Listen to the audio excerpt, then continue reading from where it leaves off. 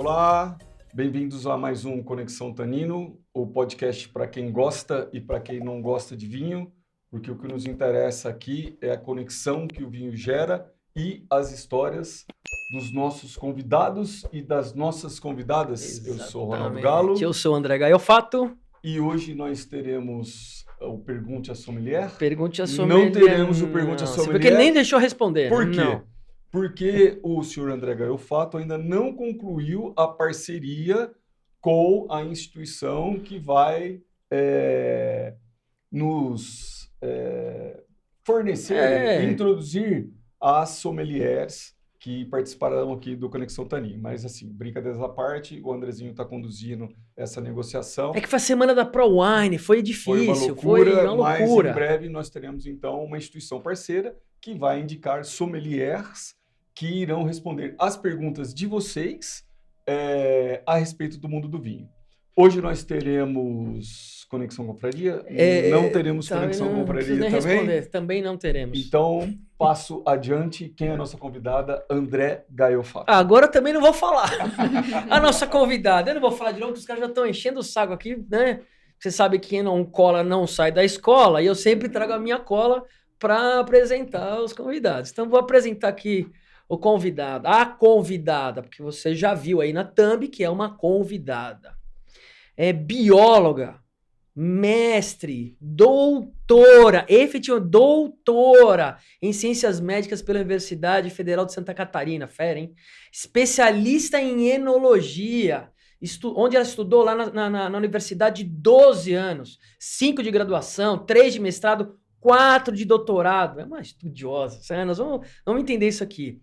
Professora desde 2012, já atuou no ensino fundamental, ensino médio, superior.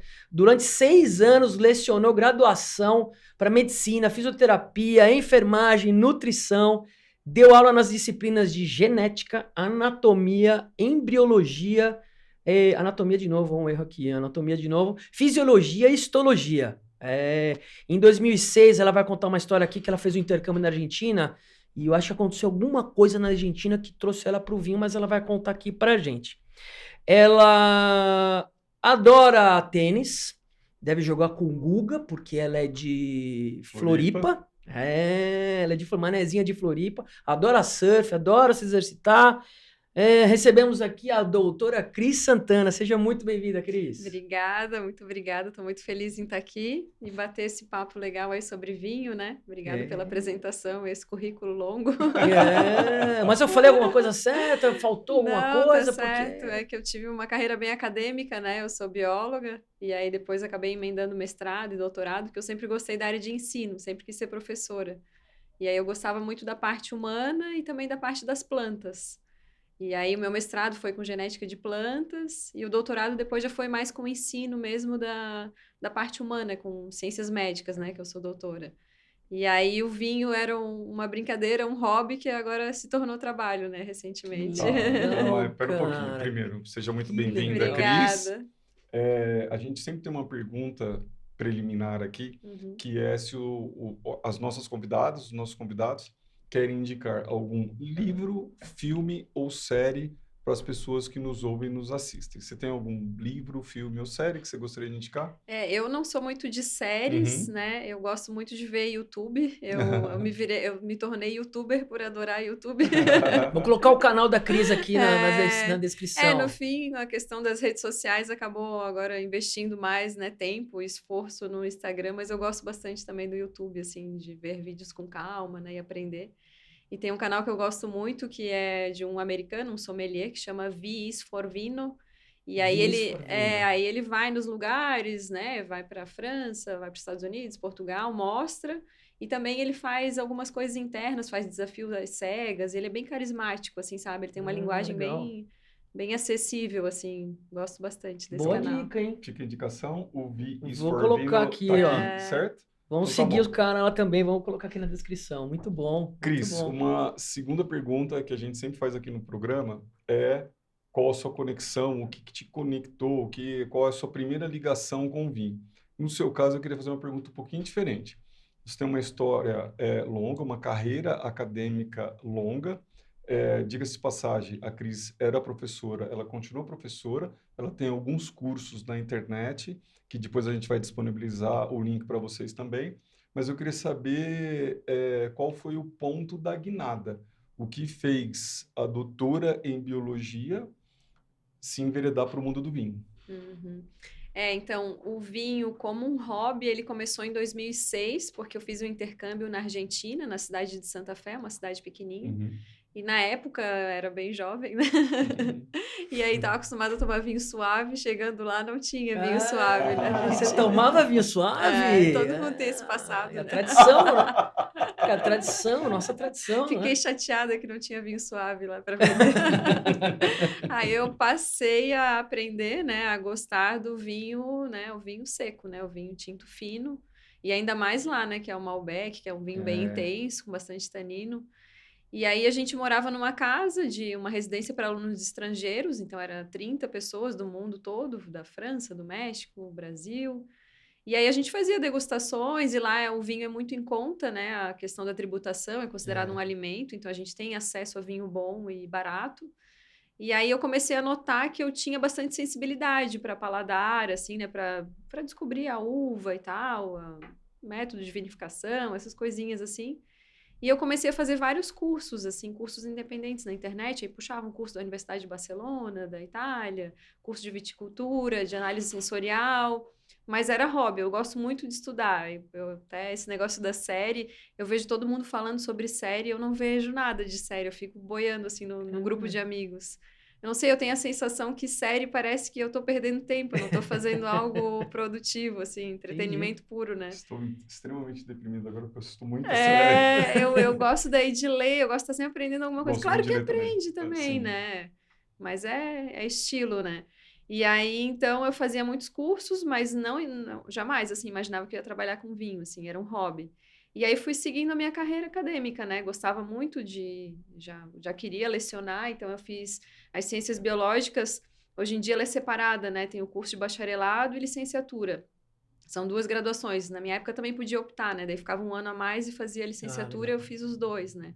Então foram 5 anos, porque eu já gostava mesmo dessa parte de ensino.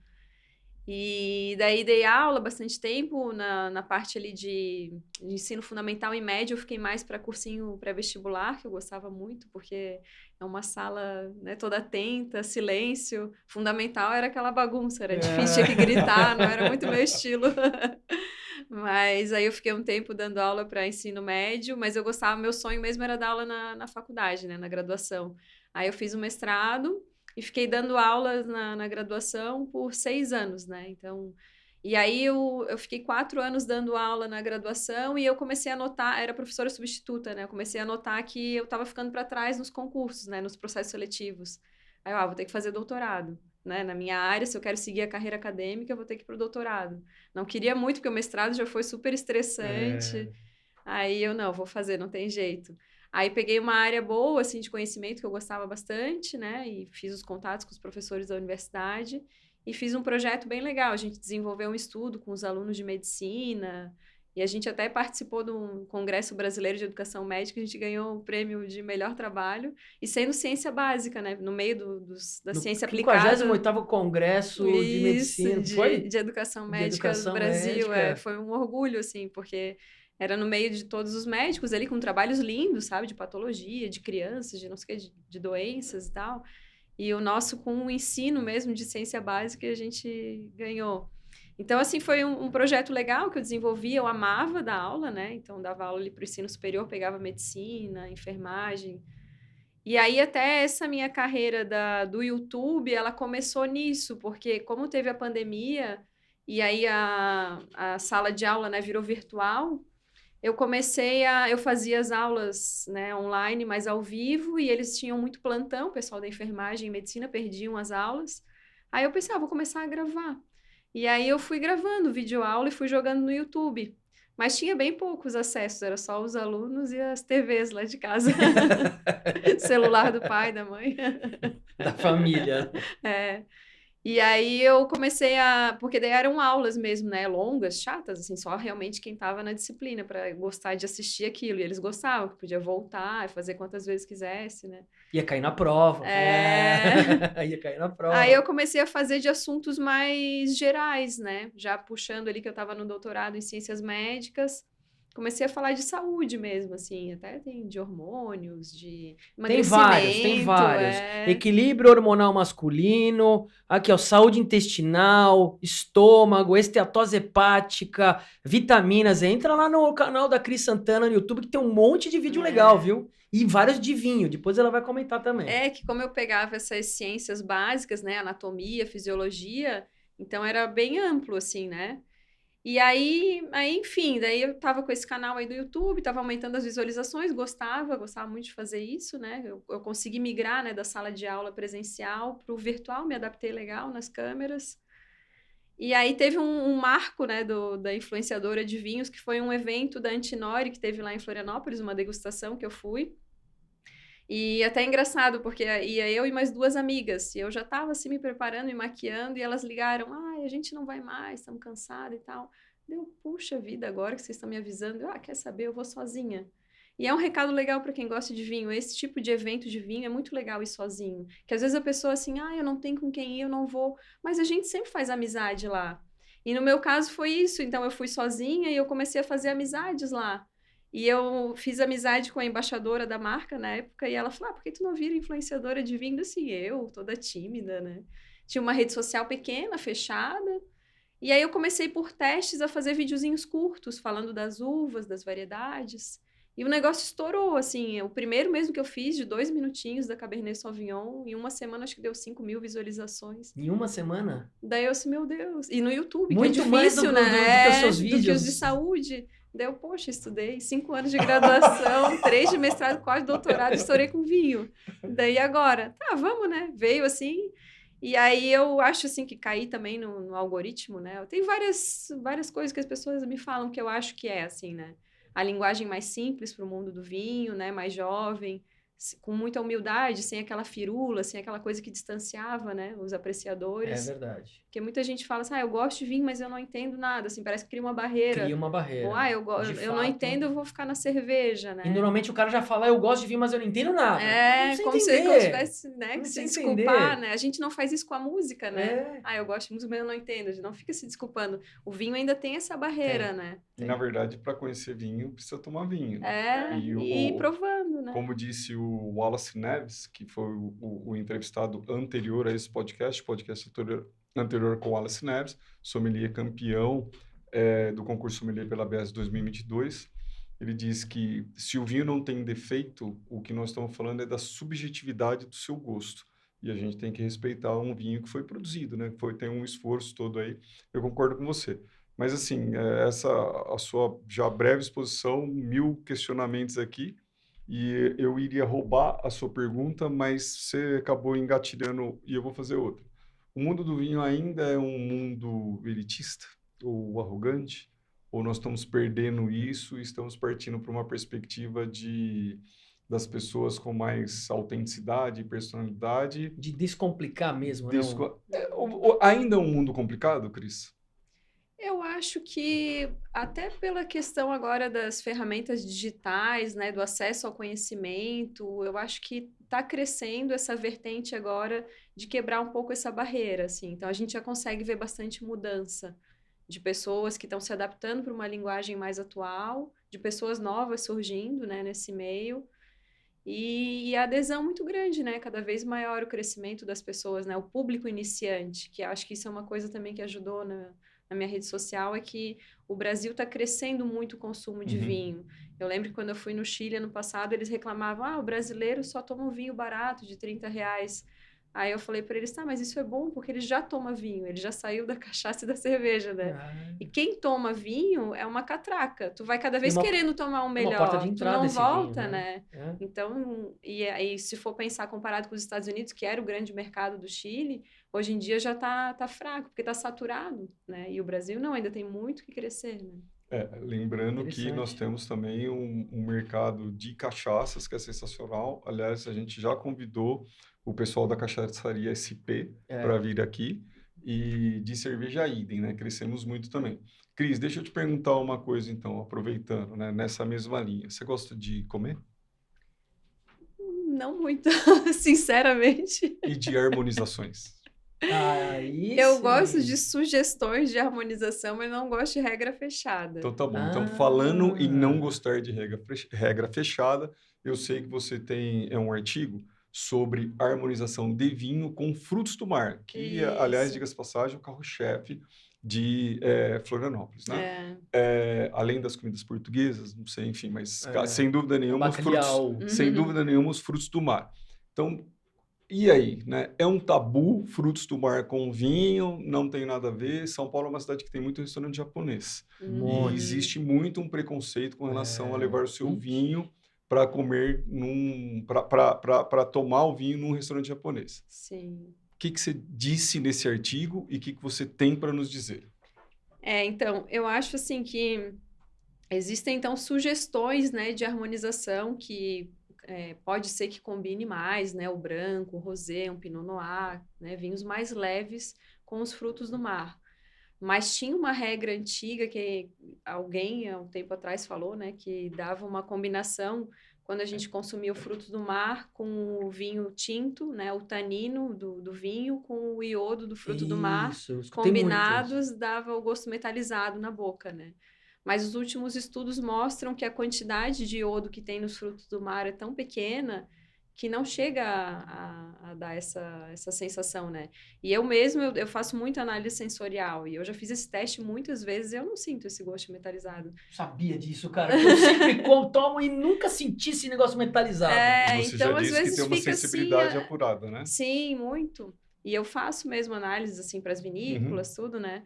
E então, assim, é uma regra antiga. Até tem uma história que eu lembro que contaram que o peixe cortava a cabeça e o rabo, que era porque cabia na frigideira, e no fim continuou fazendo, né? E não se sabia por quê, né? E essa é a questão também. Então, eu acho que, claro que a gente pode fazer sugestões do que vai harmonizar melhor, né? Pelos paladares ali, pelas notas, as moléculas, mas não fechar, né, essas regras. E os últimos cursos mesmo que eu tenho feito lá fora, Espanha, eles falam muito isso, né, que o que mais importa é o gosto pessoal. Então, se eu quiser comer um peixe e tomar um vinho tinto, não tem problema nenhum, principalmente pratos quentes, né, o bacalhau mesmo é excelente com vinho tinto, né. Olha, eu fui com meu amigo Mauro Baioneta num restaurante japonês aqui de São Paulo. Levamos um belíssimo vinho tinto e para nós tudo harmonizou muito bem. Segundo a Cris Santana, Mauro, nós estávamos desde sempre certo. Se harmonizou para nós, até então achava que estava errado, mas agora está certo. Não achava não. E Cris, deixa eu te perguntar outra coisa. É interessante que essa sua veia de estudo, né, do desenvolvimento da ciência, acabou te levando para uma história que você comentou com a gente, que eu achei muito interessante, que é de avaliar adegas. Conta um pouquinho para a gente como que funciona essa história. Isso. Surgiu a demanda, né, de eu avaliar coleções, porque muitas vezes a pessoa ela tem uma coleção e fica guardando, esperando o momento ideal, né, de tomar o vinho, não toma, né, e acaba falecendo. Então, às vezes, a esposa, né, a viúva ou o filho tem curiosidade de saber o que tem ali, né, até para se for vender ou se for consumir, saber em que ocasião vai consumir, né, porque às vezes tem um vinho muito caro e tem um monte de vinho ali que é mais de dia a dia. Dos R$30 lá. Que é o vinho que a gente vai abrir, né, na terça-feira lá, comer com pizza, vinho normal, né. E aí, então, eu faço esse tipo de trabalho, que é a avaliação de coleções, e é um trabalho bem minucioso, bem difícil de fazer, demorado, né, porque no mínimo sempre 3 fontes, né, para poder precificar, e varia, então, varia muito com a safra, né, que é difícil, porque as safras antigas, elas pode ser que o vinho esteja maravilhoso, evoluído, mas pode ser que ele já tenha declinado, né, oxidado. Então, tem um delta, né, que a gente chama uma variação muito grande. E aí é feito esse trabalho, assim, né, daí dependendo da quantidade de rótulos, né, às vezes é uma adega muito grande ou menor, e daí é feita uma precificação, coloco o preço, né, que eu estimei ali, né, E também faço uma sugestão de consumo. Esse vinho aqui da safra de 72 já deve consumir, porque pode ser que daqui a pouco não esteja mais bom, né? Esses outros pode guardar, então o pessoal gosta bastante desse E nesse trabalho, você já se deparou com, assim, vinhos que você olha e fala, que vinhos que você já se deparou assim? Petrus, né? Tem vários vinhos caríssimos, vinhos de 20 mil, 40 mil reais. E adegas gigantescas, tipo... Até que, não, os trabalhos que eu peguei, no máximo, assim, 20 rótulos, 30. Olha, porque eles normalmente escolhem, né, alguns, assim, mas pra o fazer cara avaliação. tem 100 garrafas de Petrus. Escolheu a dedo. E o contrário, Cris, tem também? De a pessoa achar que estava com um vinho sensacional tem alguns que daí o valor é baixo, então, tipo, pode, né, consumir tranquilo, não precisa, né, vamos fazer aquele risoto, vamos fazer o risoto, né? Se desaponta. Mas deixa eu fazer uma pergunta, você está falando de harmonização, eu ia fazer uma pergunta e ver o negócio da adega. Eu vi que você também tem um texto lá seu sobre harmonização com comida árabe. Nós temos um parceiro aqui, que é o Rafu, de comida árabe. Comida árabe tem a pimenta síria, tem um monte de coisa. Não deve ser tão fácil, assim. Como é que é a harmonização com comida árabe? Mas ao mesmo tempo tem uma gordura, né? Entremeada em alguns pratos. Né? Exatamente. Mas como é que é a harmonização com comida árabe? Eu fui convidada para fazer um evento, né? Que era uma harmonização. E aí eu comecei a estudar mais, a voltar aos livros e ver o que era sugerido. E aí eu pensei, já que eu estou estudando tanto para isso, eu já vou montar um e-book. Aí eu fiz um e-book, que é algo simples, acho que deve ter umas 30 páginas, sem muita... Eu sou bem objetiva, assim, até nos meus eventos, tudo, eu não gosto de enrolar muito, porque fica meio chato, né? Então, ele é bem objetivo, aí tem sugestões dos pratos e quais vinhos que ficam melhor, né? Mas a comida árabe é muito rica, muito complexa e dá para harmonizar com muita coisa. O mais famoso é o sirá, que é hegemônico nos livros. É mesmo? Porque ele tem essas notas, né, de pimenta rosa, né, um toquezinho herbáceo, e aí ele combina legal com o apimentado da comida árabe. Boa dica aqui, hein? Boa dica. O e-book está à disposição na internet, Cris? Tá, naquela plataforma Então a gente Hotmart, vai colocar aqui. Eu vou botar o link aqui, ó. A minha ideia é fazer uma série, né? Eu tenho de frutos do mar, de comida árabe, estou fazendo de comida italiana, só que falta um pouco de tempo para continuar. Por enquanto tem esses dois. E a ideia é fazer outros. A ideia é fazer uma série. Mas já fica a dica para o nosso parceiro Rafu. Um beijo para o Ricardo e para a Evelyn. Vamos desenvolver alguma coisa aqui, uma harmonização da culinária do Rafu, melhor restaurante de culinária árabe de São Paulo, com as indicações de vinho da Cris Santana. É bem legal que está separado, assim, os brancos, né, até as regiões, as variedades de uva, né, normalmente são as mais aromáticas que combinam com a comida árabe.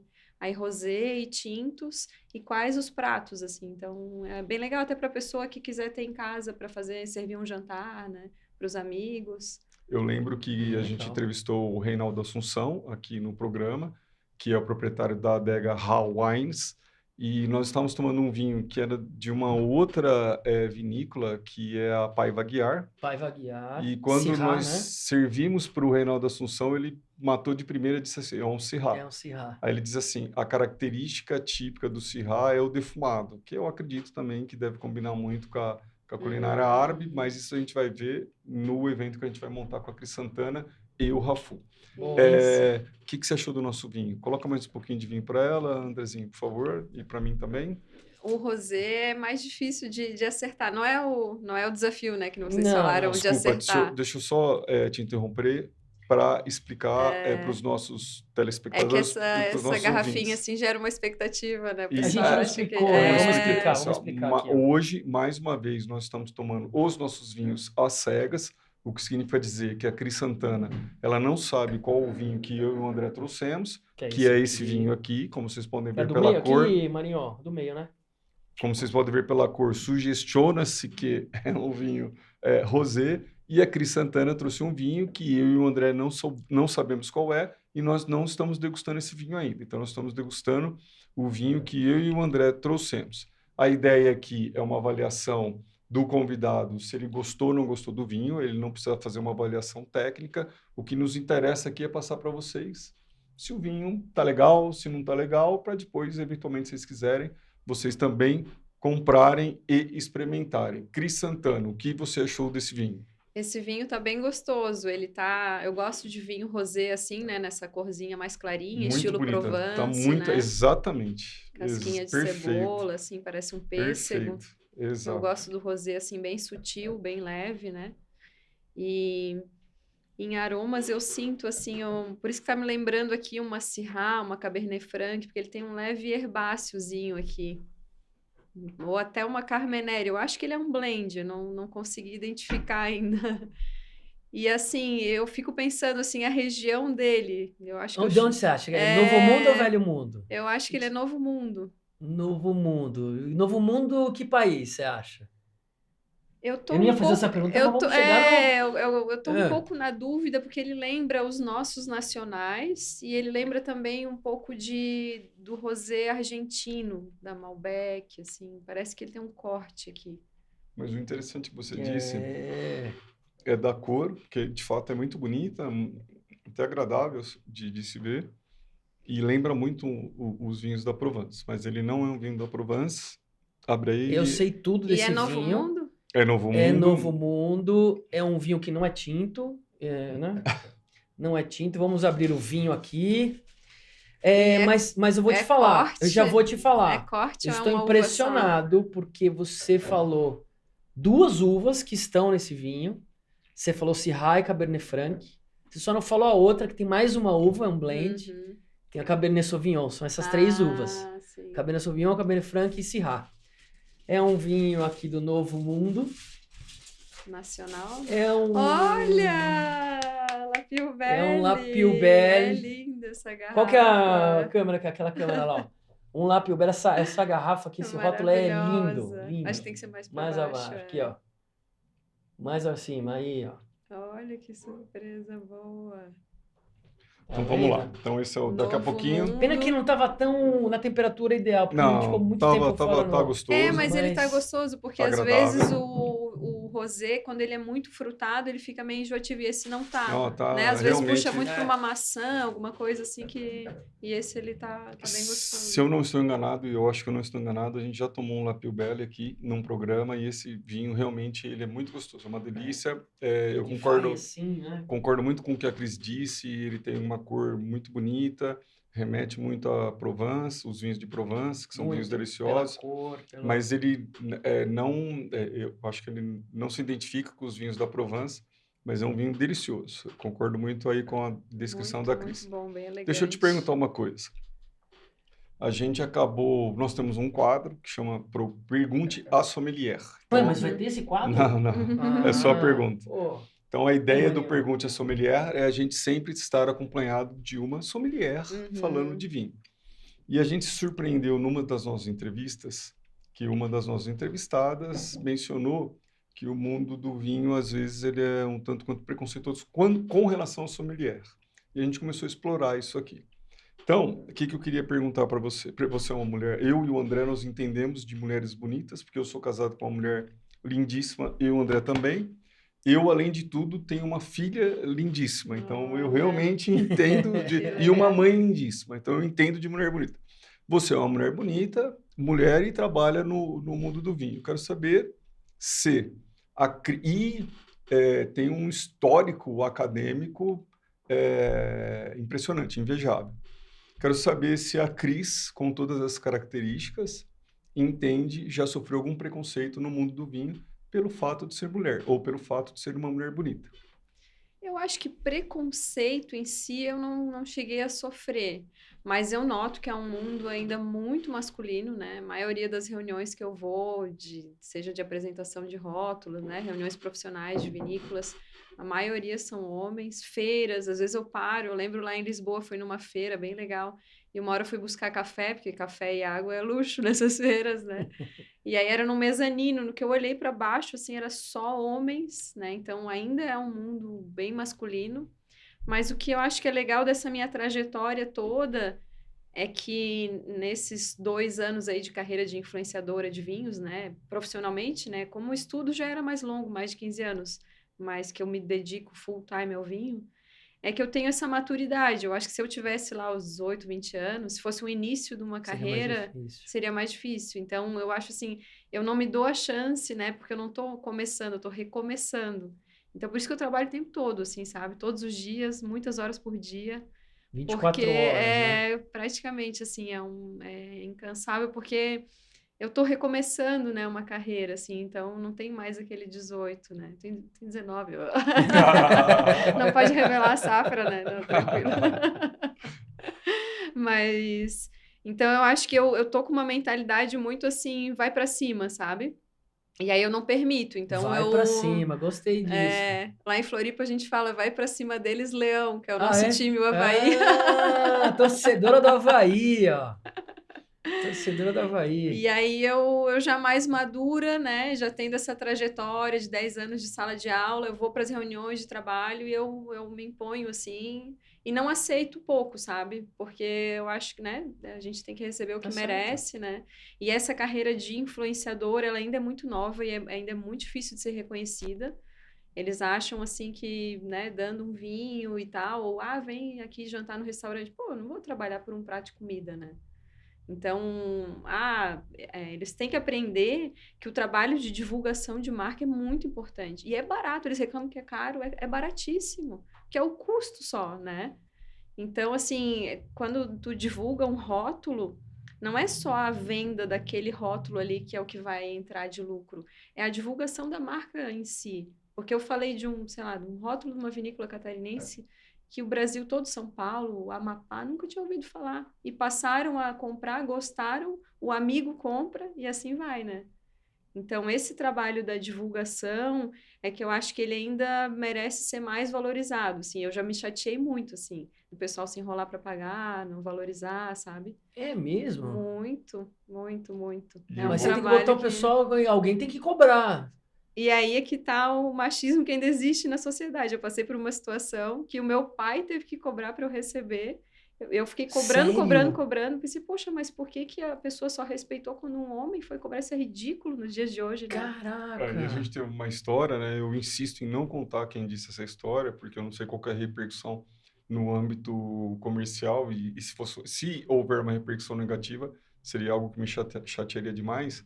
Mas a história é uma sommelier e ela disse que quando ela indicava um determinado vinho, não necessariamente a pessoa comprava, mas quando o sommelier indicava o mesmo vinho, a pessoa comprava uma caixa. E isso eu fiquei muito chateado de saber que acontece. Uhum. Então, desde então, a Incrível, né? gente gosta de explorar isso aqui no Uhum. programa para dizer que o sexo, obviamente, pouco importa para o desenvolvimento da profissão. Qualquer profissão, que muito menos a de sommelier, né? Por exemplo, a gente tá conversando aqui com a Cris, que não é sommelier, mas é enófila. Desculpa, é enófila, né? Isso. Enóloga, enófila, que tem uma sensibilidade para degustação e que ela explora e aproveita o histórico acadêmico dela e nós acho que devemos aproveitar também. Peguem lá os links e sigam e acompanhem a Cris Santana. Uhum. É... Só para complementar Desculpa? dessa questão, né, Claro. do gênero, eu acho assim que é um tema assim muito amplo assim, né? Se a gente for parar para pensar, eu acho que preconceito em si eu nunca recebi por ser Uhum. mulher, né? Mas que o mundo do vinho é um mundo masculino, é uma coisa que a gente precisa muito trabalhar ainda isso, né? E eu vejo assim que às vezes até a mentalidade da mulher ainda é muito assim, os clientes, a maioria, né, que compram vinho são São homens. homens. Algumas poucas mulheres que eu mandava sugestões, já fazia seleção, mandava, vou perguntar pro meu marido. E eu fico assim, poxa, mas tu trabalha, tu ganha dinheiro, tu tem que pedir pro teu marido, sabe? Assim, tipo. E É. a gente, eu atribuo muito a questão do paladar também, sabe? As mulheres, em geral, elas gostam de coisas mais doces, então elas vão no rosé, no espumante, elas vão. Mas os vinhos tinto com tanino é o paladar mais masculino. E eu costumo brincar nos meus cursos que é só a gente reparar em festas de casamento, a mesa dos docinhos, a mulherada tá lá em volta avançando, enquanto os caras estão conversando e bebendo. A mulher gosta de coisa mais açucarada, em geral, né? Isso a gente tá falando de fisiologia, né? Do próprio gosto. Então, quando eu vejo, por exemplo, na minha rede social, que eu tenho as métricas, eu consigo ver que o meu público é mais de 90% masculino, é isso, sabe? É também uma questão de paladar. É um monte de coisa que tem que trabalhar aí. E a mulher precisa, né, entrar mais nesse mundo. Uma redescoberta, ou uma descoberta, né, Cris? Porque eu contei para você na hora do almoço que eu conheci minha mulher porque as pessoas elas queriam nos aproximar, porque nós tínhamos uma identificação com o vinho e com a gastronomia. Foi a minha esposa quem me indicou a Feira Naturebas, né? Ela frequentava a Feira Naturebas desde a primeira ou da segunda edição, e foi ela que me indicou. Foi minha esposa que me indicou, que começou me indicou para acompanhar lá em 2009, salvo engano, a Alexandra Corvo, que é uma articulista conhecida do mundo do vinho. Então, eu acho que assim, Não, tem né? mulheres A gente tem uma questão né? Mas a gente precisa entrar mais, mas eu concordo, né? não estou discordando de você, não. Mas só que né, é uma a gente precisa analisar isso e entender e trabalhar isso, assim, né? Porque eu acho que é uma coisa cultural mesmo, né? O próprio fato de... Eu, por exemplo, né? Hoje eu construí uma carreira que eu tenho respeito, né? Mas para eu conseguir postar, eu bebendo numa segunda-feira de manhã e o pessoal ver que é um trabalho... e não me chamar de pinguça, alguma coisa assim, né? Eu tive que construir toda uma imagem, uma né? reputação, vamos dizer assim, que não tem nada Então a ver. essas coisas que a gente tem que ir trabalhando. Te liberta, né? E isso trouxe junto muita gente, sabe? Assim, isso eu acho que tem uma importância, né, para o consumo em geral do vinho, né? Só mais um exemplo, a minha mãe, que gostava de um vinho extremamente doce, um espumante, que eu não vou dizer o nome, que eu não conseguia tomar, ela acabou se descobrindo no mundo do vinho e hoje ela toma vinhos comigo também. Beijo, mãe. Minha mãe, só de eu falar beijo, mãe, ela já vai chorar 3 dias. Não, e vocês falaram da história, você comentou, né, do paladar feminino. Aí vou contar também da minha esposa. Isso. Ela não bebia vinho, não gostava de vinho, e uma das nossas confrarias, que era Cegas, teve um vinho que era um vinho muito fácil de beber, ele era meio adocicado. Ele tinha um adocicado muito diferente. Comprei uma caixa desse vinho, levei em casa, falei assim, olha, experimenta esse vinho. Eu não gosto de vinho, eu não gosto de vinho. Aí quando ela degustou, ela, nossa, que vinho gostoso. E foi ali que começou, ela começou a tomar aquele vinho, aí depois começou a mudar. Hoje, pô, eu coloco um vinho às cegas para ela, fala, esse vinho aqui é bom, mãe, gostei desse vinho. E você sabe que o vinho é bom, ela já tá com um paladar assim, extremamente aguçado. Isso aí é uma coisa bem interessante, que eu recebo muitas dúvidas do pessoal, assim, eu adoro vinho, mas a minha esposa não gosta, como é que eu faço para ela gostar de vinho? E tem um caminho, realmente. Se pegar um vinho leve, como um Pinot, uma Sangiovese, né, assim, um vinho mais levinho, elas vão passar a gostar, porque daí não tem tanto tanino, e depois, aos pouquinhos, elas conseguem migrar. Então, normalmente eu recomendo, o Pinot, a Sangiovese, que ela puxa bem para frutinha vermelha, bem levinha, né? Ou também a Carmenere, então, pera só um pouquinho, Cris, vamos lá. Eu vou fazer uma pergunta específica com relação a isso. Quais são as uvas que você sugere para quem está descobrindo o mundo do vinho? Isso, são as uvas que são mais leves, né, mais elegantes. E aí a Pinot Noir, ela é muito boa porque ela tem bastante complexidade aromática, muitas notas de frutas, frutinhas roxas, vermelhas. A Sangiovese também, que é uma casta italiana que elabora vários vinhos, né, o Chianti e tal. E a Carmenere também é um bom Carmenere, né? Porque às vezes o Carmenere, o mais em conta, ele tem aquela sensação do pimentão verde, né? Ele tem a pirazina que incomoda, assim. Então, um bom Carmenere. Essas uvas, elas vão trazer aquele sabor, né, das frutas, aquelas notas, a complexidade, e não tem tanto tanino.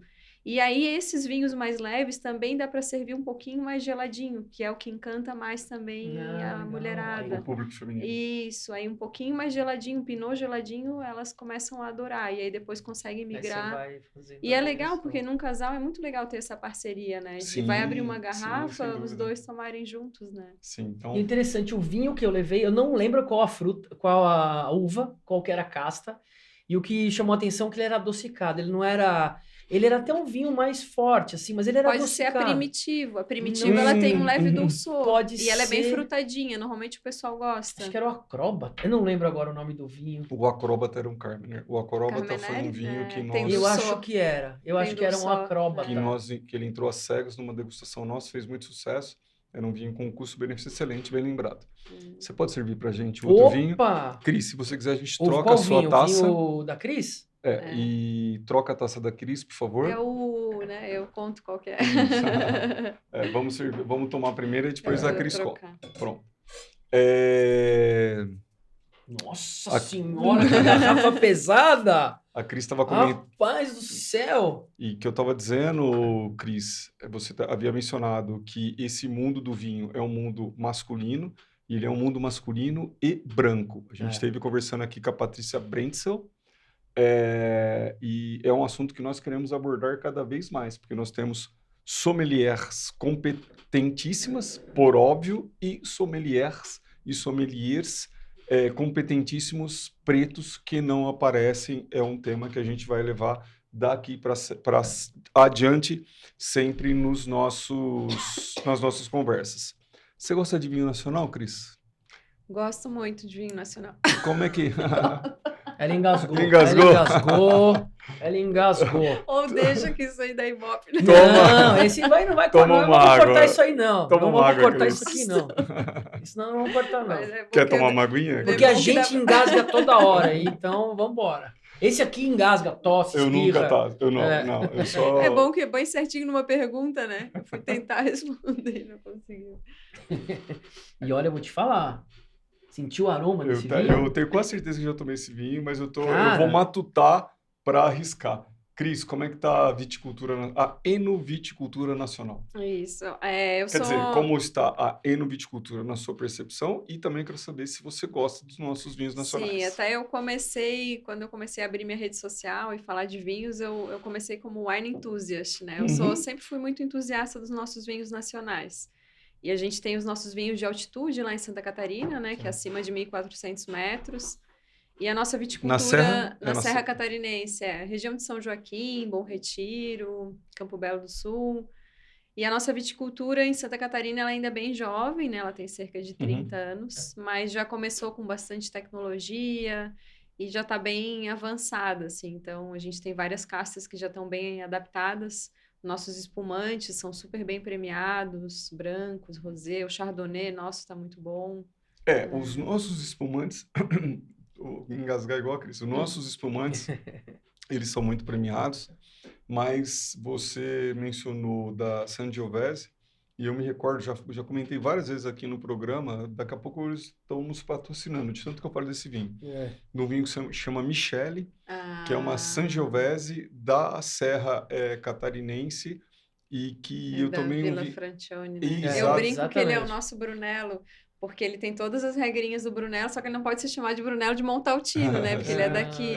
Mas ele fica, né, 5 anos em guarda, Sangiovese. Eu acho que eu tomei, Cris. Maravilhoso.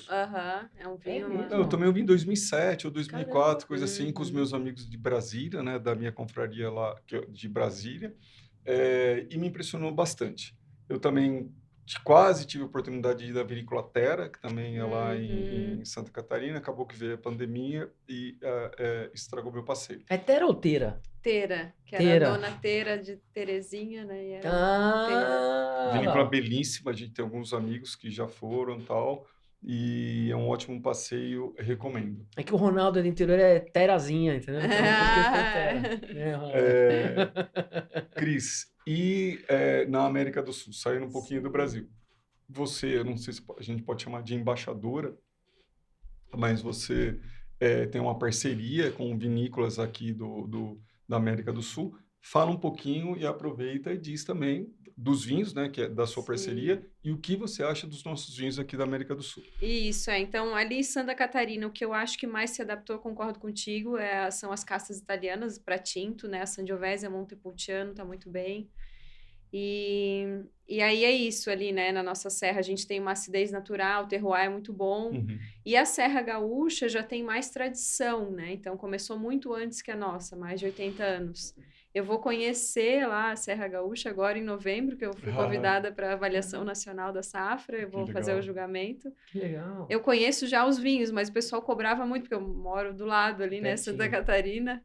E aí agora eu vou fazer a press trip lá para divulgar, então tem uma lista bem grande de vinícolas que eu vou fazer, né, a divulgação. E já me falaram que a infraestrutura está muito bonita para a questão do enoturismo. Os vinhos em si, que é o que eu posso falar que eu conheço, já sei que estão muito bons, né? A Merlot se adaptou super bem. e já estão produzindo os grandes vinhos. Depois a gente tem a questão da dupla poda, mais aqui para cima, que está sendo um grande sucesso, essa técnica que, né, que foi desenvolvida aqui no Brasil, isso é um orgulho nosso, já está sendo utilizada em outros países também, né, para escapar das chuvas, da umidade. EMAG, né, que é a nossa Embrapa de Minas Gerais. Isso. E aí, então, estão produzindo grandes vinhos já. Tenho bastante curiosidade, ainda não conheço. Já provei vários vinhos, não conheci em loco, né? Mas já provei os vinhos, a Syrah tá super bem aqui, né? A gente teve a oportunidade a Paiva Aguiar, que nos presenteou com vinho, dessa região da... Passa Quatro, Minas Gerais. Não, eu ia falar da Bisqui, que é onde está a Gaspra ali, que acho que é a... Guaspa. Serra da Mantiqueira. Serra da Mantiqueira, exatamente. Espírito Santo do Pinhal, né? Isso. Mas a Serra da Mantiqueira ali, o norte de São Paulo, o sul de Minas Gerais, pipocando um monte de vinícola. A Gaspra é uma vinícola de muito sucesso, né? Utilizando essa técnica. Mas o que eu queria saber, Cris, é assim, um pouquinho para fora do Brasil também. Isso. Aí falando, né, em nível de Brasil, e depois a Argentina mesmo, eu tive o prazer agora de ter sido convidada, né, para conhecer Mendoza e Patagônia, então a gente fez lá uma press trip também, né, com vários influenciadores. Mendoza sensacional, né? Sensacional, não conhecia, porque o meu amor pelos vinhos começou na Argentina, mas em Santa Fé, né? Na época eu ainda não estava no mundo do vinho. Então, também o pessoal me cobrava, mas como tu não conhece Mendoza ainda, né? Então, dessa vez eu fiz um percorrido grande, a gente foi em muitas vinícolas. Além das vinícolas que a gente foi em loco, tinha algumas feiras em que os produtores levavam os vinhos. Então, foram 10 dias, assim, e é um lugar extremamente preparado para o enoturismo, né? E é legal que é concentrado, né? Um epicentro mesmo, né? Porque no Chile fica espalhado os vales, né? E Mendoza é uma coisa emocionante, assim. É uma do lado da outra, aquele paredão lindo da cordilheira, né? Então, os vinhos incríveis, fabulosos, né? Chile, eu brinco que é o jardim perfeito, né? É uma característica que eu falo. Jardim perfeito.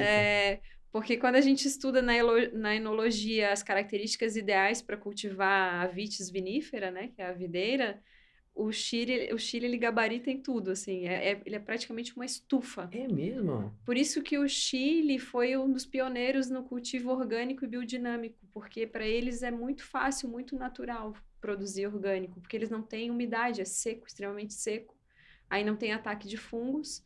Então, eles são orgânicos naturalmente, não precisa utilizar pesticida. Isso tem a ver, como a gente estava falando anteriormente, que os Estados Unidos era um pouco parecido. Isso, terroir. Mas também nessa também linha de orgânico seco. também? Ou não? Eu não sei como é que eles estão nesse sentido de orgânicos lá, a questão da Califórnia. Teria que estudar um pouco mais, não conheço lá em loco.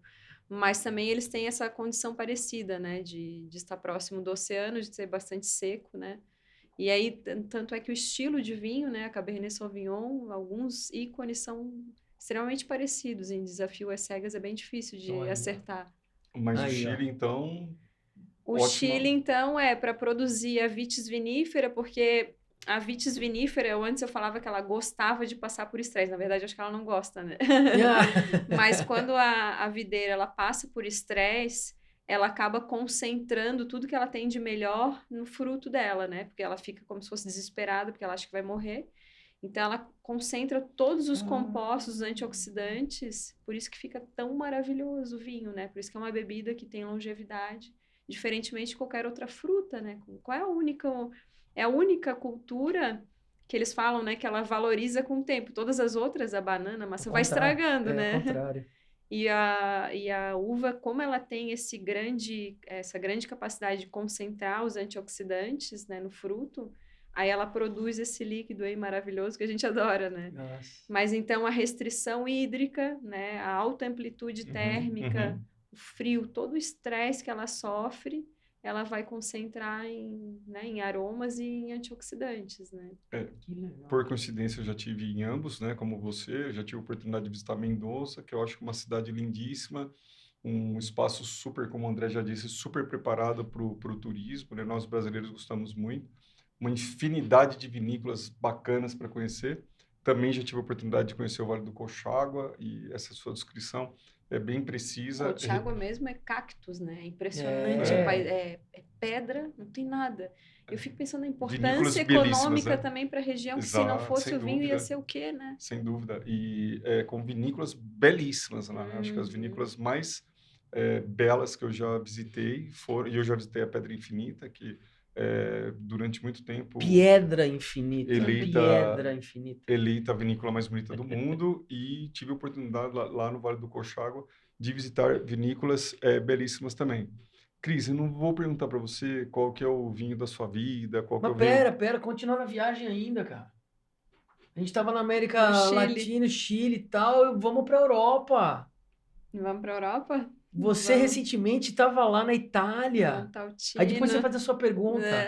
Continua falando. A gente estava falando aqui, Brasil, foi para Argentina, foi para o Chile, falou, vamos atravessar o Atlântico. Você acabou de fazer uma viagem para Itália e para Portugal. E conta isso aí pra gente, então. A Montalcino foi emocionante, assim, foi incrível. Eu adoro o Brunello mesmo, de Montalcino, então estar lá na casa do Brunello de Montalcino é uma coisa emocionante. É uma cidade pequenininha, assim, né?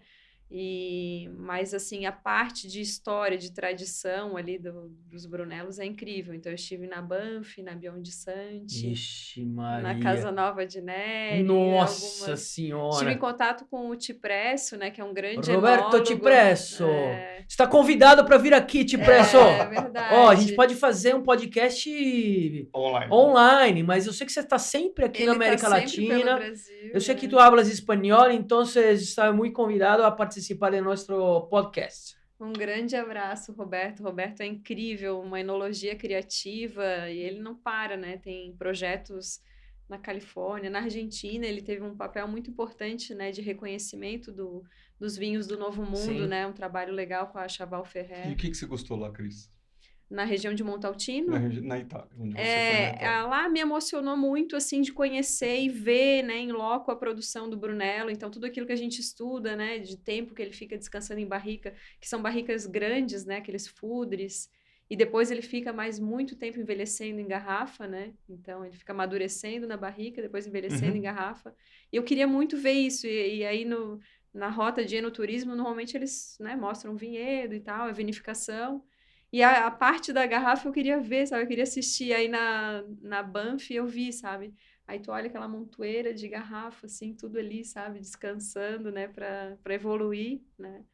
Que tem esse processo, né? De afinamento ali do tanino, sim. né? O tanino, por ser uma molécula muito instável, né? Ela é pontuda mesmo, né? Molecularmente. E aí, com o passar do tempo, ela vai estabilizando e vai ficando realmente... O tanino é uma aveludada, Você sabia disso, né? Eu achei sensacional a definição. Aliás, é uma coisa que a gente repete muito quando está tomando vinho. O tanino ele está mais quadrado, ele está mais pontudo. É por isso mesmo, molecularmente, ele é instável. E ele reage com as proteínas da nossa saliva. Então, por isso que dá aquela trava, ele seca. A astringência ali que a gente fala, né? Do caju, né? Assim, aquela sensação de travar, né? E o tempo é o que... Vai fazendo com que a molécula ali, ela se polimeriza, né? E na estrutura dela molecular, né? Ela vai ficando mais macio, aveludado, que é o que eu sinto nesse vinho aqui, não sei se vocês sentem. Opa! Eu sinto a presença do tanino, mas ele é super aveludado, ele é macio. Aveludado. Né? Isso é interessante, né? Sensacional essa explicação. Mas deixa eu te perguntar mais uma coisinha, então, ali ainda na Itália. Super Toscano você gosta? Adoro, adoro. Teve oportunidade? Foi pra Toscana lá? Acho. Eu fui na região ali de Chianti rapidamente, só na Antinória, só na mais bonita do mundo. Ronaldo, só na Antinória. E aí, como é que foi na verdade, assim, é que a região é imensa, né, da Toscana, e fica aquela sensação que ainda falta muita coisa para conhecer, né? Que é bom, aí você volta, Mas né? E Antinória também me emociona, porque, que nem eu contei para vocês, tem a ver com a minha história de trabalho com vinho, né? Não de paixão, porque a minha história de paixão com vinho começou na Argentina, lá com os Malbecs. Mas eu me tornei influenciadora no evento da Antinori, né? É verdade. Então é incrível. E lá junta a tradição familiar, né? De 27 gerações. O Vittorio Antinori esteve aqui, né? Agora na ProWine. É a 27ª geração. Então tem essa tradição, mas tem muita modernidade. A arquitetura, a arte é uma coisa impressionante. Escada, é uma coisa assim moderna, diferente, né? Eu vou pedir para você servir mais um pouquinho desse vinho para mim, porque eu já tenho quase certeza que eu vou cravar qual que é esse vinho. Opa! E aí eu vou tentar fazer um apanhado do que você perguntou para a Cris, né? Continuando nessa ideia das várias perspectivas da Cris com relação ao mundo do vinho. Não qual o melhor vinho da sua vida, mas o que você tomou nos últimos tempos, e essa viagem é bem interessante com essa pergunta. O que você tomou nos últimos tempos que chamou sua atenção? Isso é difícil. Normalmente eu faço, né, final do ano, eu faço uma live e eu coloco os melhores rótulos. Eu tenho uma pastinha já que eu vou selecionando ali. Final do ano é quando? Agora em novembro, dezembro. Eu faço uma live. Estamos chegando. Pessoal, dezembro, live da Cristina, porque esse ano tem muita novidade. E ela já tem a listinha sendo feita ali, ó. Já. Live da Cris Santana, indicando o que ela tomou de melhor esse ano. E ela vai fazer a gentileza de passar pra gente e nós vamos divulgar para vocês. E a live é no Instagram? No Instagram eu faço, é muito legal. E o que já vai ter que dar um spoiler agora. Até me perguntaram, né, qual que é o melhor Brunello. É difícil falar qual que é o melhor. Eu vou até elencar eles quando eu for fazer a minha lista. Normalmente eu coloco uns 15, 20 vinhos, assim, tento enxugar, né? Mas eu sei de alguns, viu? Porque ela teve um stories dela que ela colocou alguns Brunelinhos ali. Mas não é essa. Só que não tem mais. Mas não é essa a minha pergunta. O que eu quero saber é o que te chamou a atenção que falou assim, nossa, é diferente, né? Não necessariamente vai ser o primeiro da sua lista. Por exemplo, assim, ó, a Argentina, que é famosa, né, pelo Malbec clássico, que é muito fruta roxa, assim, fruta negra, violeta. Eu descobri Malbecs diferentes, um pouco mais elegantes, mais puxando para fruta vermelha quando eu estive lá. Então tá tendo muita coisa diferente também lá, né? Não é uma coisa só, um Malbec. Existem muitos tipos de Malbec. A variação do Malbec. E a outra que me chamou a atenção foi a região dos vinhos verdes, que também, no meu conceito, vinho verde era uma coisa só. E existem muitos tipos de vinhos verdes. Tem aquele clássico, que é o vinho português mais vendido no Brasil. É um vinho verde que vocês devem conhecer, é um bem famoso que tem no mercado aí. Se quiser, pode falar, não tem problema. O Casal Garcia, que todo mundo conhece, que tem o seu espaço, porque o Brasil é calor, ele é geladinho, ele é uma delícia, ele vende bem, né? Mas existem vinhos brancos de altíssima gama, assim, vinhos maravilhosos que eu não conhecia. Então, olha só como é legal, né? Às vezes a gente acha que conhece e ainda tem mais um monte de coisa para conhecer. É um mundo quase que infinito, né? E já vou adiantar que a Cris trouxe um vinho argentino pra gente, mas daqui a pouco a gente avalia. Para você é argentino? É argentino. O que você viu de mais incomum no mundo do vinho? Mais incomum? Que você falou assim, meu Deus do céu, mas isso... Boa. Eu estive lá no Alentejo, na vinícola Hervideira. Não só eles, né? Tem vários agora fazendo isso, de fazer a guarda quando deixa na garrafa, fazer debaixo d'água, né? Alguns estão fazendo no mar, eles fazem numa represa. E realmente dá diferença, porque a gente prova o vinho que ficou fora, né? Daí o que foi debaixo d'água, e ele dá umas notas assim de barro mesmo, sabe? É mesmo? Que ficou no rio, né? Nós tivemos Interessante, nós tivemos a oportunidade de comprar na confraria um vinho que ele era envelhecido no mar. Não, era numa lagoa também. Numa lagoa, eu não vou lembrar. Era em português, eu também não tô lembrando o nome do vinho. Sinceramente, não achei. Eu preferi o não. Foi muito interessante. Mas eu acho legal pensar, né, molecularmente, como é que um negócio fechado com rolha e cápsula. Exatamente.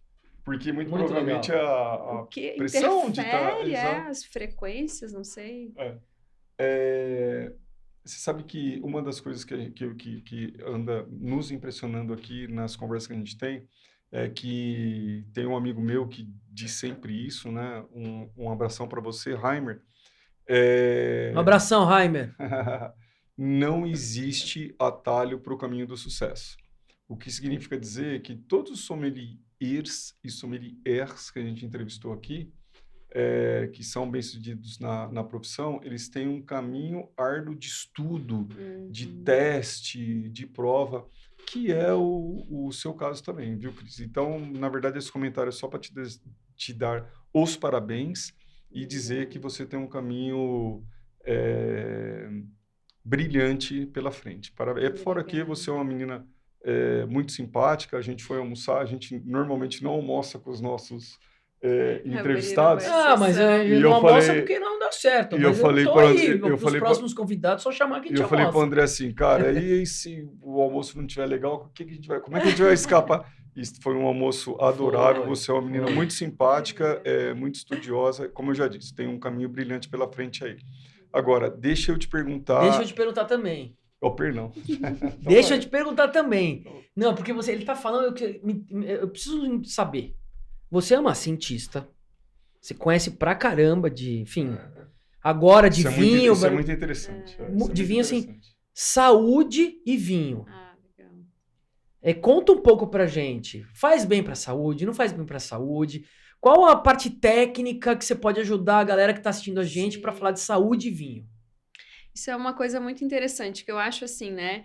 É muito difícil a gente chegar e dizer assim, o vinho é saudável e eu vou passar a recomendar para uma pessoa que não toma, começar a tomar, né? Então, acho que não. Isso é bem sutil aí esse conceito. Mas, para quem já toma vinho, a gente tem que saber que existe benefícios em tomar o vinho, né? Opa! Né? Então, é uma diferença bem sutil. Eu não vou recomendar todo mundo a tomar, porque às vezes a pessoa já não tomava e não vai passar a tomar para ter esses benefícios, né? Mas quem toma o vinho tem que saber, porque realmente ele tem um concentrado muito grande de antioxidantes. Então, desde o resveratrol, as antocianinas, todas essas substâncias que deixam essa coloração roxa, e aí o tinto tem muito mais antioxidante que o branco e o rosé, isso é uma verdade, pessoal, tem gente que vai ficar triste, né? Tem gente que toma branco e vai ficar triste, mas o tinto é que ele realmente é muito rico, tanto é que o mirtilo, todas essas berryzinhas roxas, elas são poderosíssimos antioxidantes, né? E até aqui no Brasil a gente tem uma que não sei se vocês chamam assim também, baguaçu, que é aquela que cai e mancha a calçada. É uma árvore enorme que cai uma baguinha roxa. Baguaçu? Não é holandinha. Não sei, Cris. É uma que mancha a calçada. Eu sei. Ela tem um trava monte também pra caramba, não é assim, baguaçu, se comer. É outro nome aqui deve que eu ter não tô outro lembrando. nome. E os estudos fizeram também, e ela também tem quantidade enorme de resveratrol, de antocianinas, né? Só que a gente acaba não consumindo. É um frutinho nosso do mato, assim, né? Mas o que eu quero dizer, então, é que se a gente fosse consumir a fruta ou o suco, a gente ia consumir muito açúcar, né? Muita frutose. E o vinho, a levedura já fez esse trabalho maravilhoso para a gente de converter o açúcar em álcool. Então, ele tem baixíssima quantidade de açúcar. Ele concentra todos esses compostos, né? Sem o açúcar que tem no suco, né? O suco não dá para ficar tomando sempre. De vez em quando até tudo bem, mas é uma quantidade muito grande de frutose, né? Eu lembro quando eu fui para o Colchagua, eu fui com a minha esposa e as compotas que eles serviam no café da manhã eram totalmente sem açúcar.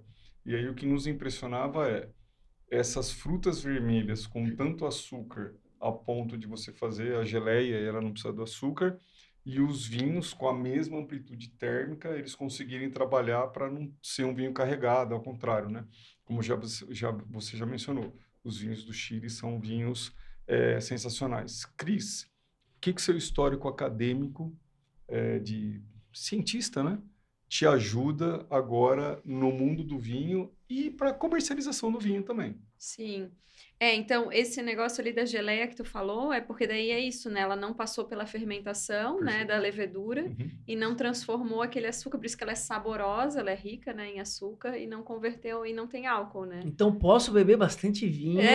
Aí tem que cuidar um pouquinho, porque o álcool, né, ele é tóxico, né, em altas doses, mas se for em dose baixa, a gente metaboliza tranquilamente, equilibrando com bastante água, exercício físico, né? Porque o suar é muito importante, né?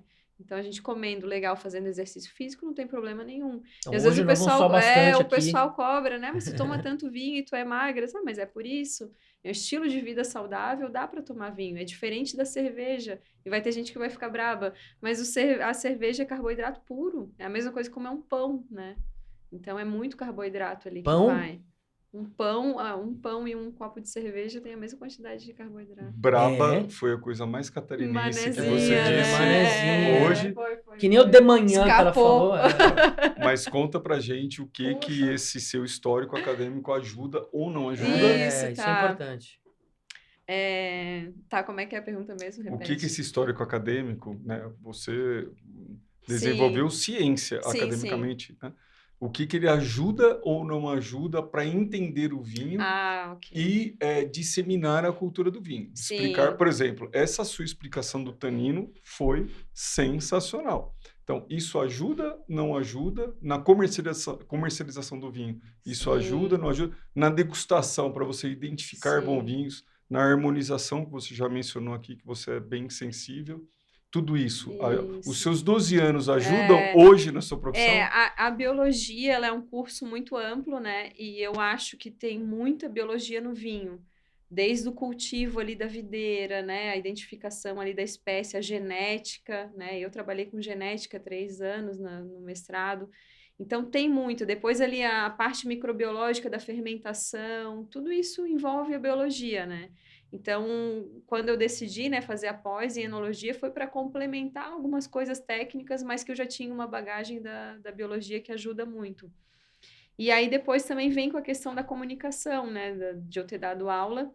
E eu sempre gostei dessa parte de comunicação científica. Eu tenho uns videozinhos bem antigos, que eu quero ver se eu resgato, falando de a gente tirar os muros da academia, da ciência para a sociedade, né? Como a importância disso, de transpor esse conhecimento científico para a sociedade. Então, eu acho que eu trago isso da ciência, numa linguagem mais jovem, falando do vinho, que é uma coisa que todo mundo gosta, então o pessoal respeita pela essa trajetória, né? E acaba se encantando, né? E essa parte, juntando mesmo com as ciências médicas, é uma coisa que encanta muito, né, as pessoas. Porque esses antioxidantes, né, que a gente estava falando, que ele é rico, então ele ajuda muito a combater o envelhecimento, porque a gente envelhece justamente por causa do oxigênio que a gente respira, né? Que ele é vital para a gente está respirando, está ganhando energia, mas ele é que vai oxidando todas as nossas células. Então, cada célula nossa está o tempo todo oxidando um pouquinho mais, né?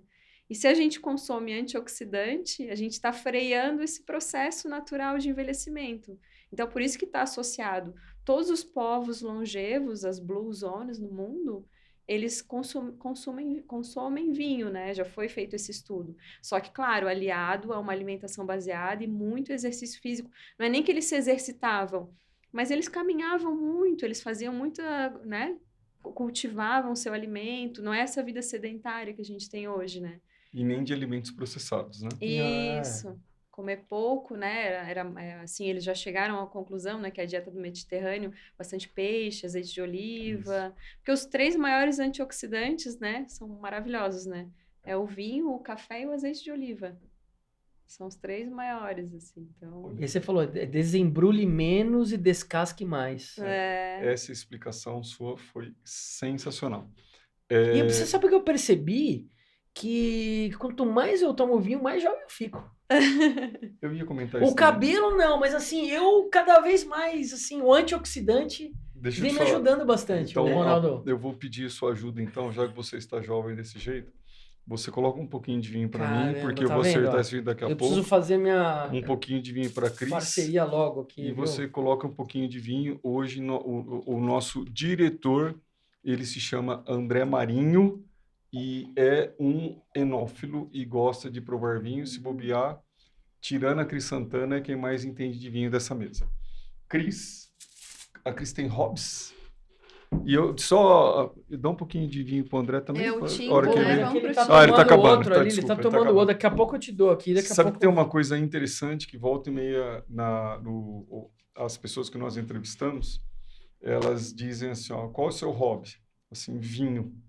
E aí eu tenho muita curiosidade para saber como você diferencia o seu lado profissional de acordar, de já na parte da manhã de estar tomando vinho para o exercício profissional e como que desliga isso para ligar o prazer, né, o hobby de... Então, assim, primeiro, não sei se o seu hobby é tomar vinhos, se for, você explica, se não for, quais são os seus hobbies?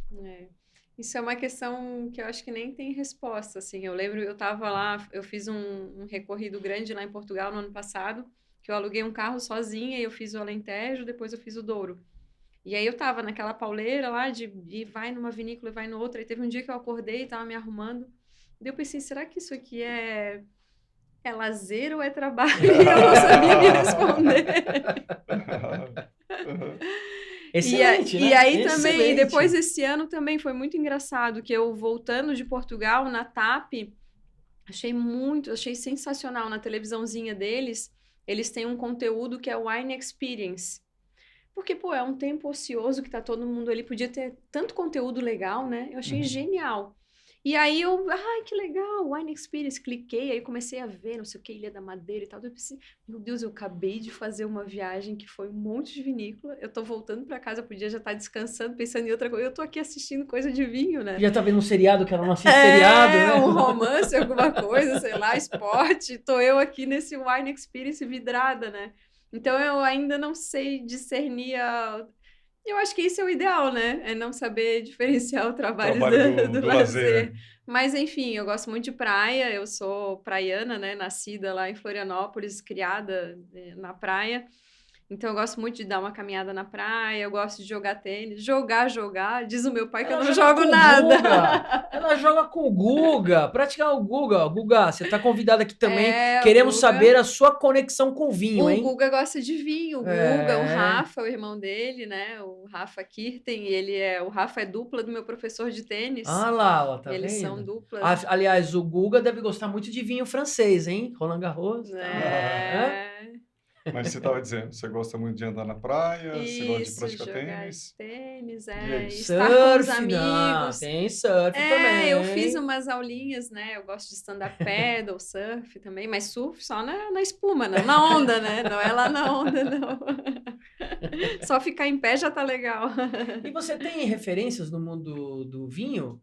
No Brasil, fora do Brasil? Você tem alguma referência? Pessoas que você... Sim, na questão de influenciadores, já tive a oportunidade de falar pessoalmente, né? Eu gosto muito do Didu Russo, né? Que é um jornalista aqui paulista, né? E o Rodrigo Ferraz também, do Vinhos de Bicicleta. Vinhos de Bicicleta. Nós também gostamos muito do Rodrigo Ferraz. Seria um prazer receber você aqui. Eu já comentei com a Cris Santana que quem me indicou o Vinhos de Bicicleta foi um amigo catarinense, Miguel Cedrez, um beijo, um grande irmão, e ele indicou para toda a nossa confraria lá de Brasília o Vinhos de Bicicleta por conta da curadoria. Hoje vocês estão, né, como influenciadores também, mas fica aqui a nossa homenagem também. E ele tem um podcast que chama Toma Essa Show, que é muito legal. Ele tá fazendo então, ao vivo, muito também. Bacana. Mas, desculpa, Cris. Não, é isso. Eu acho que esses dois revolucionaram e me inspiraram, e eu tive a oportunidade de falar isso para eles, né, porque... A gente via muito isso, né, daquela firula, aquele distanciamento, né, do enochato, assim, né, que só afastavam as pessoas. E ver o carisma deles, a linguagem simples de transmitir, de falar e transmitir Exatamente. O amor mesmo pelo vinho, né, sensacional, assim. Então, foram duas pessoas que me inspiraram como influenciadores. E no mais, acho que eu lembro isso. Aí eu gosto também de alguns canais que nem eu citei, né, alguns americanos, que eu gosto também de estudar, porque a gente vai pegando de regiões diferentes e o vocabulário vai mudando também. E os americanos são até mais ousados para descrever um vinho. Esses dias era um Pinot Noir e eles falando que tinha notas de banana. Eu pensei, nossa, essa eu nunca ouvi, sabe? Eu também não. Mas realmente o Pinot é super complexo. Eu já percebi muito a gente teve alguém que nós entrevistamos que falou da banana, inclusive ele disse o seguinte, eu não gosto desse vinho, porque ele tem notas de banana e eu não gosto de banana. Eu não vou lembrar quem é. Eu não vou lembrar quem é. Não fui eu, não. Música, Cris. Música, sim. Nós já no esporte, nós já sabemos que você é corintiana, já confidenciou. Brincadeira, a Cris é havaiana, né? Torce para o Havaí. O time lá de Florianópolis. Quem sai do aeroporto ali de Floripa, certamente está indo ali para... esqueci. Ali pro... Sul da ilha, ali, por ali. Passa pela frente do estádio, né?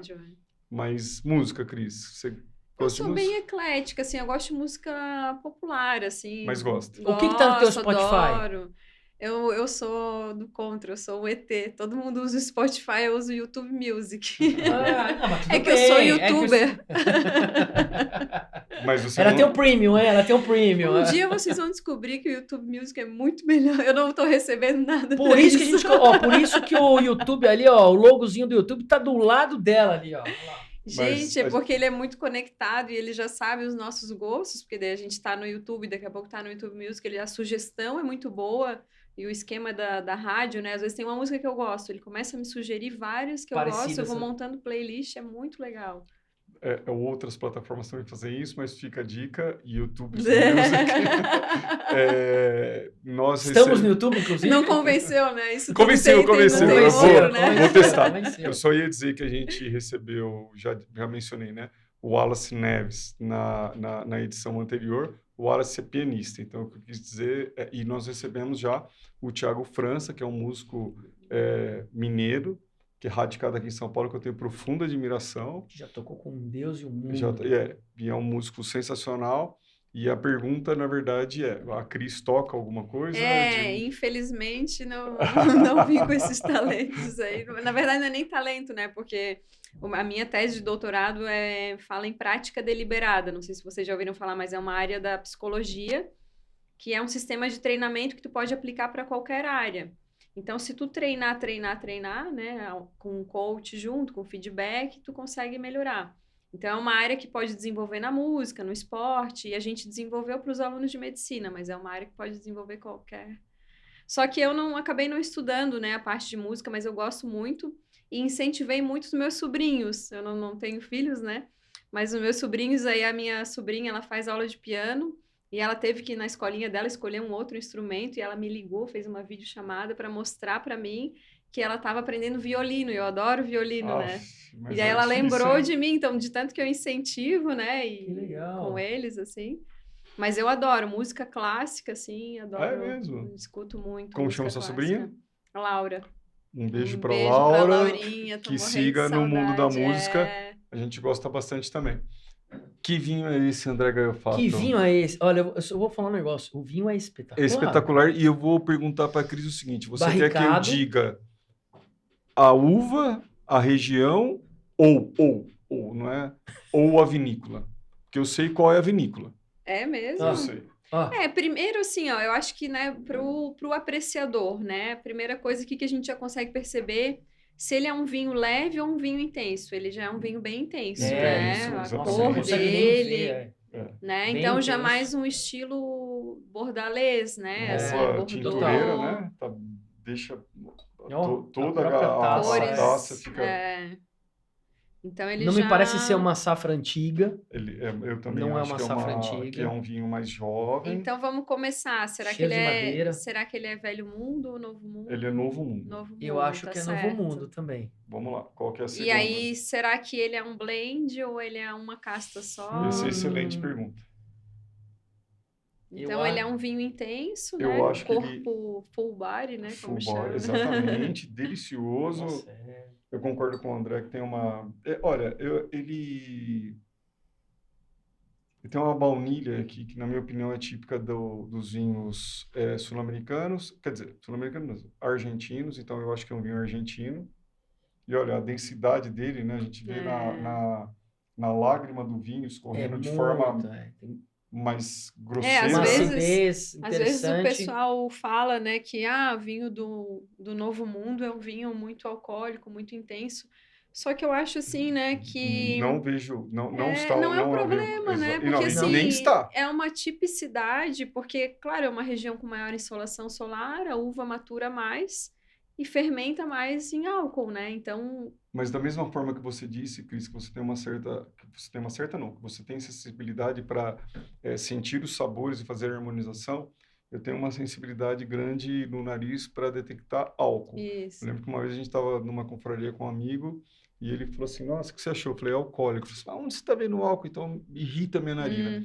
Não está irritando a narina. Tá. E olha que a gente abriu recentemente, exatamente. Né? Os vinhos intensos, o legal é abrir umas 3 horas antes, deixar respirar um pouquinho, né? O vinho que é mais leve não precisa, mas o intenso dá uma diferença legal, né? Mas eu acho que ela surpreendeu a gente aqui com esse vinho, viu? Que é um vinho... nada alcoólico, na minha opinião. E ele tá puxando mais para fruta vermelha ou fruta negra? Vermelha, Não, ou os dois. Um argentino. Acho que você tem razão, viu? Argentina ou um chileno. Olha. Interessante, né? O tanino está presente, extremamente redondo, agradável. Ele estava com uma acidez mais acentuada. Parece ser um varietal, viu? Ele está com uma acidez mais, na minha opinião, estava com uma acidez mais acentuada. com o decorrer do tempo, ela foi amainando, mas ela continua com uma acidez muito agradável, uma persistência também muito agradável. Que vinho é esse? Eu chutaria o Malbec, mas eu acho que você pode ter feito uma pegadinha para a gente. Esse vinho me lembra muito um vinho da vinícola Cobos. Não é. Não. Eu falei, eu gosto muito, o Bramari, eu conheço, sim. Mas realmente. Peraí. Mas eu disse. Desde o Felipe tá próximo. Mas, pessoal, peraí. Eu disse que me lembra muito. Eu não falei que era. Ele tá próximo. Ele lembra muito da. Advogado. Ele lembra muito da vinícola Cobos, mas eu sei que não é. Cara, é advogado, bicho. Andrezinho, entendeu? Eu sei que não é. Vocês conhecem? O cara é advogado. Ó, advogado tem toda uma malemolência. O que, até onde eu consigo chegar? Argentina, a minha dúvida é Cabernet Franc Malbec. Cabernet Franc só porque eu acredito que seja argentino. A minha percepção, até por conta da baunilha, etc., eu chutaria Malbec. Mas é aí que eu chego. Vamos lá, que vinho é esse? Cris Santana. Não é Cobos. Não é. Eu teria acertado na lata aqui, ó. Não é. Desde o Felino, assim, Bramari, ó, não tem nada a ver, apesar de ser muito bom, mas assim, é um vinho argentino. Para mim é um varietal. Tem muito. Isso eu já falei, né? Ele já tá me copiando. Ó. Barricado, muito cheiro de madeira. Ele tem uma barrica muito agradável, porque ele provavelmente é a baunilha. Que é lindo, baunilha total. Eu acho que tem Cabernet Franc, acho que é um blend. Eu tinha falado varietal, mas agora acho que não é, não. Blend, Cabernet Franc. Cris Santana, que vinho é esse? Gente, tá vocês não vão acreditar. Ixi, não tem nada a ver. Não, a coincidência que foi hoje. Eu acho que se fosse combinado, não ia dar não, pera. Câmera em minha. Eu ia falar um Lapio... Não acredito que é um Lapio Belli. Não mostrou ainda. Caraca! É um Lapio Belli. Mais fácil? Pode mostrar, pode, claro. A coincidência, gente, que se tivesse sido combinado, a gente trouxe o Lapio Belli Rosé e Qual que é a câmera aqui? Essa câmera aqui, ó. Aqui. Ó. Essas garrafas. Eu não acredito nisso. E olha, acreditem, pessoal. Nós não combinamos absolutamente nada. Olha, a gente tem um amigo... Caraca! A gente tem um amigo que adora a vinícola, ele compra muito desses vinhos e por conta dele, eu acho que eu já acabei tomando alguns. Está sensacional. Que ano que é, por favor? É o Tupi, o nosso amigo. Ele falou do monte de amigo dele lá, é o Tupi. Não, um monte de amigo dele não. Tupi! Esse é um irmão. Olha nós aqui, ó, no Lapio Belli. É um irmão também. Márcio Tupiaçu, Tupi, querido irmão, adora a vinícola Vick. Um beijão para você. E que ano que é, por favor? Esse aqui é 2021. 2021, caramba. Mas assim, vocês foram muito próximos, porque realmente ali a cordilheira separou, mas o terroir é muito parecido, seco igual, né? Ali a região da Chile e Argentina, que é o que vocês achavam que era Argentina, e ele é um corte bordalês, então ele é bem intenso, bem aquilo que vocês, né? Ele é aquela Cabernet Sauvignon. Profissionais, né? Carmenere. E esse rótulo, ele tem uma curiosidade que eu descobri há pouco tempo, que em alguns países ele é censurado e ele vai assim, ó. É verdade, não sabia. Não sei se dá pra ver. Dá. Mas ele é só cortado ou tem alguma coisa? Cara, que interessante. Engraçado, né? Não, esse vinho, ele tá delicioso, né? A vinícola Vick é uma vinícola sensacional, excelente e uma grata surpresa, viu, Cris? Obrigado. Né? Eu acho muito legal, porque eu gosto muito da presença, né, do tanino, assim, então eu gosto desses vinhos intensos. E esse aqui a gente sente que ele mas é aveludado, né? Ele é macio, assim. Então ele tá bem, bem saboroso. E é a primeira vez que a gente traz um vinho rosé. Normalmente a gente traz um vinho tinto. Eu acho que a gente já trouxe um Lapio Belli. Mas nós tomamos um Lapio Belli, mas ele não estava fechado. Foi no... Calma aí, pode ser. A gente não fez a degustação às cegas de Lapio Belli rosé. Foi a primeira vez que a gente trouxe um rosé e, coincidentemente... E rosé é difícil, né, de acertar, né? Assim. Cris, a gente faz muito essa pergunta aqui e eu vou querer explorar ela um pouquinho com você. A gente tem uma onda, na verdade eu descobri recentemente que vem do começo do século XX, lá 1920, e iniciada na Europa, uma certa contra-reação no que diz respeito à ação de fertilizantes artificiais, etc., que é a viticultura natural, orgânica e biodinâmica. A gente teve um papo bem interessante aqui com a Renata Alves, que é sommelier da importadora Delacroix, que é uma importadora que eu gosto muito, diga-se passagem. Gostamos muito da Renata também. Foi um bate-papo sensacional. Mas eu queria saber a sua opinião. O que você acha dos vinhos orgânicos, naturais, orgânicos e biodinâmicos? Então, o que eu acho, assim, né? Eu como bióloga, o que eu falo é o seguinte: se o veneno, né, que eles não querem que chamem assim, mas se o composto químico faz mal para a célula do inseto, faz mal para a nossa célula também. Porque se a gente olhar no microscópio, a célula do inseto e a nossa é igual, né? A da planta é diferente, do micro-organismo é diferente, mas a do animal é igual. A do inseto e a nossa é igual? A célula é muito parecida. Claro que ali dentro do núcleo, a genética, né, o material genético é diferente, né? Os genes nossos são diferentes do mosquito. Mas eu acho assim, se ela agride a célula do mosquito, com certeza ela agride a nossa também. Só que como ele é menorzinho, a dose é muito forte para ele, né? Para as pragas e acaba matando eles. Para a gente, precisaria de uma dose muito maior para dar algum problema imediato, porque o que hoje a gente já sabe que dá problema, né? Os agricultores que trabalham estão tendo muito grau altíssimo de câncer, depressão, suicídio, principalmente o sistema nervoso central e o sistema endócrino é afetado, né? Então, quanto mais a gente puder evitar, né, de utilizar agrotóxico, consumir coisas com agrotóxico seria melhor. Por isso que até é legal a questão dos vinhos chilenos e argentinos, que eu brinco que eles são naturalmente orgânicos, porque é praticamente uma estufa produzir lá, é mais fácil, porque eles não têm ataque de patógenos, que são os fungos. E aí, então, o cultivo orgânico, ele é maravilhoso, porque não vai esses venenos, não vai esses defensivos, né, que eles chamam, né, ou agrotóxicos. E o biodinâmico é melhor ainda, né, porque o biodinâmico é um plus do orgânico. Aí o biodinâmico vê várias estratégias, assim, até o calendário lunar, de quando que vai fazer a poda, porque nós somos tudo água, né? O ser humano, a planta, a mesma coisa, seiva que circula ali, né? Água e eletrólise. Então, eles começam a mapear o tempo certo de fazer a poda, a questão de adubação, eles têm também uns esquemas diferentes, e aí isso vai enriquecendo o solo, aí eles às vezes colocam pasto assim de ovelhas para fazer adubo, para ficar bem integrado o ambiente. Tem vinícolas no Chile mesmo que tem até corredores ecológicos para a fauna passar. Então, quanto mais integrar com a natureza, melhor fica, né? Só que claro que é difícil ainda. Mas tá tendo um movimento muito grande, principalmente dos vinhos de alta gama.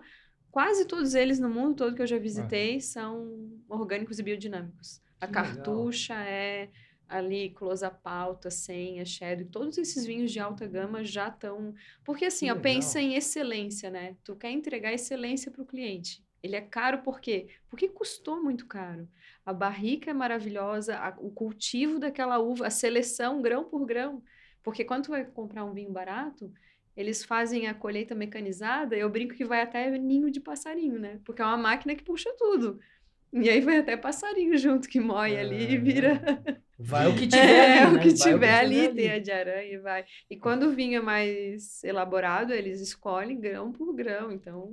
Eu tive a oportunidade, foi uma coincidência, mas eu peguei a vindima no Vale do Colchagua e deu para ver bem essa diferença. Cris, eu ia encerrar, mas não tem como não fazer uma última pergunta para você. O que você achou? Eu tenho uma última também, vai. Então, são duas. O que você achou da sua passagem lá por Portugal? Portugal foi sensacional, assim, é impressionante ver o carinho, né, que os portugueses têm, o reconhecimento pelo meu trabalho. Eu fico, assim, lisonjeada, assim, não sei se pela questão do idioma, mas a entrega do meu conteúdo é muito forte, eu tenho muitos seguidores de Portugal, mais até do que da minha cidade, né, de Florianópolis. Sério? Pessoal de Floripa! Meu Deus do céu! Pessoal de Floripa! Para. Vamos seguir a Cris, e obviamente o Conexão Tanino, mas, pelo amor de Deus, ela tá levando Floripa aí pro Brasil. Ó, seguem ela lá, hein? Né? O que você achou E aí, Portugal, eu já tinha conhecido a região do Alentejo e do Douro no ano passado, e esse ano eu fiz a região do Minho, né, que é a região dos vinhos verdes, que é uma região belíssima. E aí me surpreendeu isso, né, a questão dos vinhos verdes, que tem vários tipos e tem vinhos brancos maravilhosos, assim, encantadores mesmo. Dando uma geral, sem ser essa sua última viagem, no que diz respeito ao Alentejo e o Douro, o que você achou? Eu comentei com você que a gente fez uma confraria, nossa confraria, terça-feira, e eram só vinhos do Alentejo. Foi uma confraria sensacional. Uma adega alentejana. Compramos o importador que foi nosso parceiro, foi a adega alentejana. Mas, assim, o que você achou do Douro e do Alentejo? É incrível. Eu acho, assim, que o Alentejo tem aquela salinidade que encanta, assim, né? E a região lá é belíssima, os vinhos são maravilhosos. E o Douro é aquela potência, né? São os vinhos mais intensos, né? Das vinhas velhas. E cada região eu dou um apelido, né? O Chile é o jardim perfeito e o Douro é a ousadia vitivinícola mais bonita do mundo, porque aquilo lá que eles fizeram lá é uma loucura, né? Mais de 45 graus de inclinação, tu olha assim para baixo, eu brincando com o pessoal lá que a gente foi fazer uma visitação, aí tinha uns cariocas, eu disse, você sabe como é que é feita a colheita aqui? Deles, não, eu disse, o pessoal pega um papelão e vai escorregando e vai puxando. Vai puxando!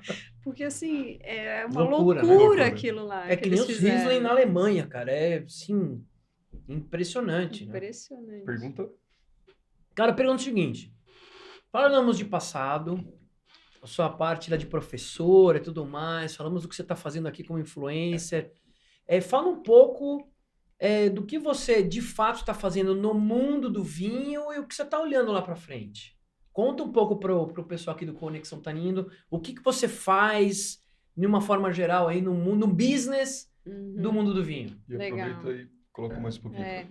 Então, eu levo, né, a minha carreira com várias frentes, né? Eu gosto muito da parte de divulgação de marcas. Eu sou convidada pelas vinícolas, ou às vezes divulgar algum rótulo, fazer uma campanha nas redes sociais.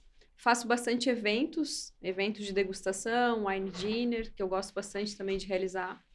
Faço um pouco de vendas também de vinhos, porque eu trabalho para uma importadora lá de Santa Catarina, então consigo um preço por ser venda direta, né? Você vende vinho também? Também. E nós vamos comprar vinhos da Cris Santana. Estamos esperando ela mandar uma proposta com uma promoção especial para a confraria e para o Conexão Tanino. Isso. E aí, como é a caixinha original da vinícola, né, que eu vendo para o Brasil todo. Então, assim, eu tenho várias frentes de trabalho. E também tenho ainda a frente do enoturismo. Eu já promovi uma Wine Experience na Serra Catarinense, que foi um sucesso. Foi gente até do Amapá, foi um orgulho para mim. Olha. Tinha só um casal que era de Santa Catarina, o resto era do Brasil inteiro, Mato Grosso, foi muito legal. E a gente vai promover agora de novo, na Vindima, na época ali de fevereiro, março, na época da colheita da uva, que o vinhedo tá lindo, né, cheio de cachos. E esse ano eu vou promover na Serra Gaúcha também, já me estruturei com uma empresa de turismo de lá. E aí, em breve, eu vou estar divulgando, né? Mas é um grupo para a Serra Catarinense e um grupo para a Serra Gaúcha.